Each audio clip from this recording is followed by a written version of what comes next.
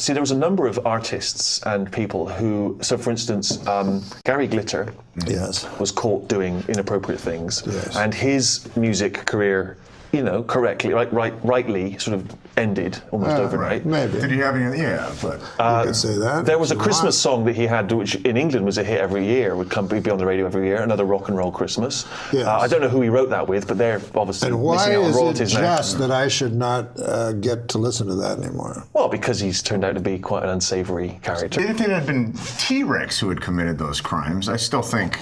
No, because I have a theory. It's to do with the quality of the music. Yeah. See, with Jacko, we didn't wipe Jacko out from history because we didn't want to go to weddings and not have Billie Jean. Exactly. So it's sort of, if the music was better in the case of Glitter, I think we'd have all. I mean, it felt like the entire world sort of turned their back on the Jacko accusations, right, and just said, well, anything. He didn't start doing this pre-Dangerous. So we can listen to everything from the 70s and 80s. Can I just say as well that Michael Jackson was never convicted of any crimes that I've accused him of. Yeah. So I apologise to I just like to say, Jackson I don't fans and You remember family. the Arab Spring? Yeah, I just would like to issue a series of apologies again. I just feel like we've got to this point, and I've banded around comments about Michael Jackson which are not substantiated. I'm a huge fan of his. Excuse me, Norman, you'll have your time. He was found not guilty. He was found not guilty of everything. Nothing was substantiated or proven. His music is wonderful. I still am a huge fan of everything pre-Dangerous. After that, I think it's a bit wobbly. Agreed. And so I'd like to make no comparison between him and Gary Glitter, who is a convicted. Have you heard George Michael's latest release? No. No, George Michael's latest song is released though. Is it about blowjobs? Yeah, the thing in the toilet. It was a hand job. Right. Is it wank me off before you go?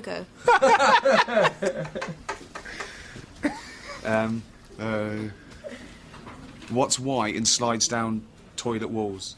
I don't know. Michael Jackson's latest release. George Michael's. Yeah. Now, in The Office, you do a joke about George Michael's in the first Office. I don't remember the specifics of that joke. I'd like to apologise to George Michael. Oh yeah, in the bathroom, and then he's a wonderful musician. Yeah. What concerns me is that you have your amendment, Second Amendment, whichever it is, Third, Fifth Amendment. I don't. Whichever amendment, I'm not First American. Amendment, whichever one it is that allows. I'm not American. But the show here is being made in America. Okay, so you have it too. Right. I don't know. This is the question. If we go back to our respective countries, can we now be sued for libel? Or is the fact that this show is originating from America, does that absolve us? Hey, Can I please now send an apology to everyone watching that I'm sorry. I thought I was going to come on to talk about my light career in show business, and instead I am now speaking for both Muslims, the entire LGBTQ There's no community. equivalency. I know, I'm just saying the different subjects you brought up. Unfortunately, the radio station launched the day after Princess Diana died, so it was it wasn't quite the sort of fanfare and celebration. Now a bit like when Farrah Fawcett died and then it was usurped by Michael Jackson. Somebody told me the Queen murdered her. Yes, she did. Yeah. Yes, that's well known in England, yeah. I'd like to apologise to the Queen. Were you surprised by Brexit? I was surprised by Brexit. Thank You were, you for asking, yes. I wasn't surprised. You saw it coming? It took me a long time to understand what it stood for, do you know? Yeah, I don't remember. To you. I'll whisper. Good God. I'm whispering. No, all right, I'm listening. I'm trying to listen. Yeah, that's right. That's exactly what it was. England's not doing well financially. Right. Can't you get you call them your mates? They're friends. Yeah. Everybody else in the world, they call them mates. Sure. Get a couple of dozen of your mates and go down to that Buckingham Palace and kill the old bag. To what end? Money. Right. Are you an old sea captain? What is this shtick that you? Because I'm pretty sure I've watched some of these other editions of the show, and I'm pleased to see that I've broken from the rule of only having white blokes on the show, which seems to be. You only have white men and Roseanne because it's supposed to be a comedy. Right. But it's supposed to be. It's supposed to be. It's a legend. I had an uncle, mean guy. He was a prize fighter. He once broke both his hands in a fight against a washer-dryer that he got on The Price is Right. What? Why the Price is Right? He was a prize fighter and he won it on The Price is Right. He won the A prize. prize fighter. Yeah, and he won the prize, and then he had a fight against it, which was washer-dryer. God damn. Hey, by the way, I've noticed the term adult toy always refers to something you can shove up your asshole, and never like a big race car, like for a grown-up. Another good observation. Yeah, Playboy magazine has done away with the nude photo layouts altogether. In other words, they've eliminated ladies in the altogether. Oh man, That's a sort of radio DJ joke, I feel. the way you, We have to your deliver voice, it with that, yeah, right? delivered it. In other words, amazing. they've eliminated ladies in the altogether. Altogether. Here's Taylor Swift. Adam Egret, who is, by the way, I'll just remind you, he's over here. That's him. Yeah. It's a joke, an Adam Egret joke. How do you say the name? Adam Egret, Egret. Spelt differently. like the bird. That's Egret. Do you know what Adam Egert has in common with a guitar player? Adam Egret has in common with a guitar player. No, I don't know. They both love fingering minors. Now, okay, come on now. Come on now. Come on now. Okay. Well, I can tell a joke. Go for it. Yeah, This is it. please This do. is what we're looking Please. for. Yeah. There was a little boy in school named Dirty Johnny. Now, he's not dirty in this joke, but he'd always be a hellion in class, and the teacher didn't think much of him. So the teacher has a project, or not a project, but an in-class thing. How'd that go again? She says, now, this is what you're going to do here, class. I want you to stand up. I want you to stand up and tell the class what a story from your life, and then afterwards say the moral to that story. So a girl puts up her hand. Yes, Becky. What's your story? So Becky stands up. She goes, my dad works for the hatchery here in town, and what happens was he got about 15 eggs, and he put them all in one basket, all in the same basket. So he put all his eggs in one basket. And he put it on the horse and buggy and drove back home.